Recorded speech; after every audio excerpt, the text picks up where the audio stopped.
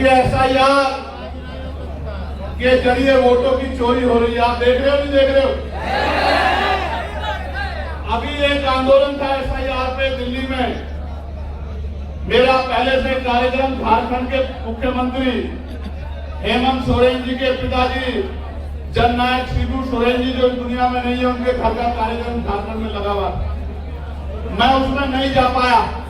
उनकी पार्टी के सब लोग कह रहे हैं कि चंद्रशेखर इसमें शामिल क्यों नहीं।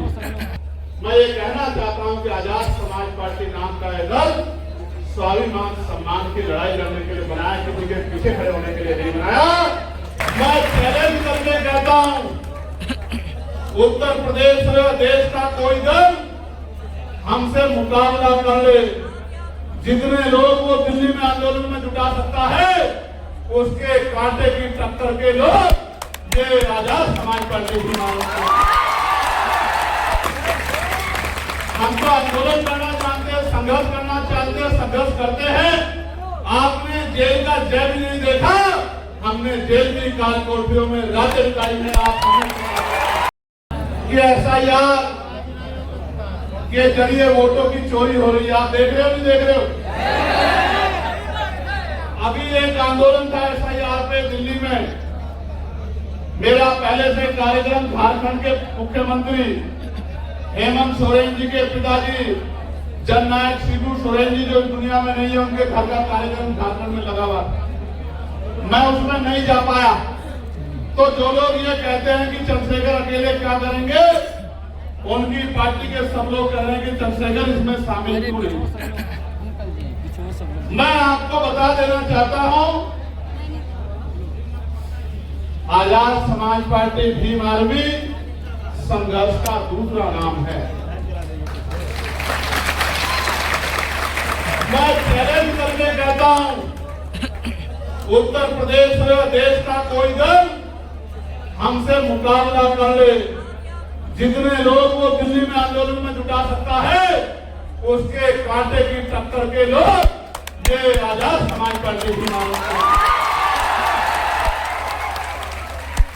लेकिन आप भी जानते हो कि इस आदमी को रोका नहीं जा सकता, तो इसके खिलाफ षड्यंत्र साजिश की जा सकती है।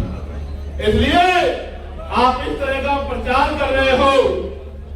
मैं आपको दावत देता हूं, हम हर दिन आंदोलन करते हैं। आजाद समाज पार्टी किसी का पिछलक्कू बनने के लिए हम लोगों ने नहीं बनाई। हम तो आंदोलन करना चाहते हैं, संघर्ष करना चाहते हैं, संघर्ष करते हैं। आपने जेल का जय भी नहीं देखा, हमने जेल की काल कोठरियों में राज्य अधिकारी में आप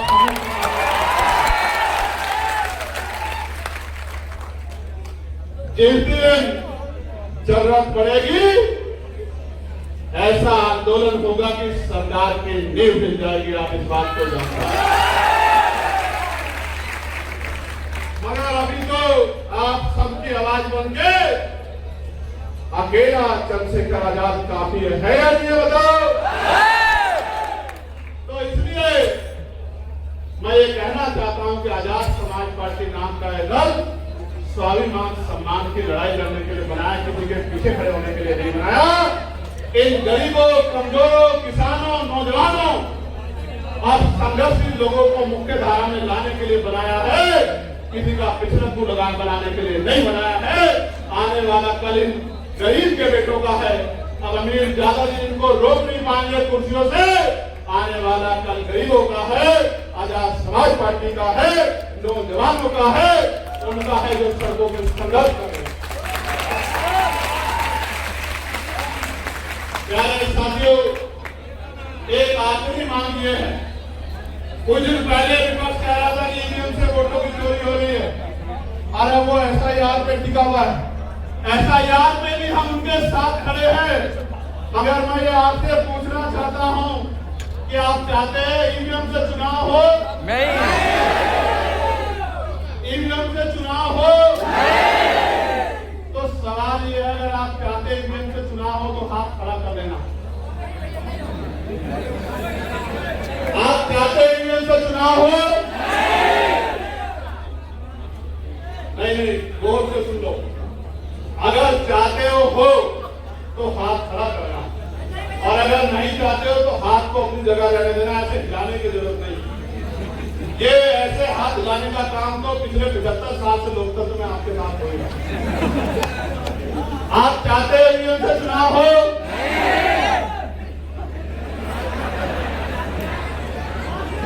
आप इस देश में इसीलिए ठगे जा रहे हो कि आप जो सुनते हो उस पर काम नहीं कर पा रहे।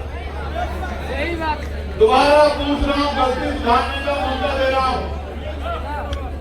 आप चाहते हो ईवीएम से चुनाव हो?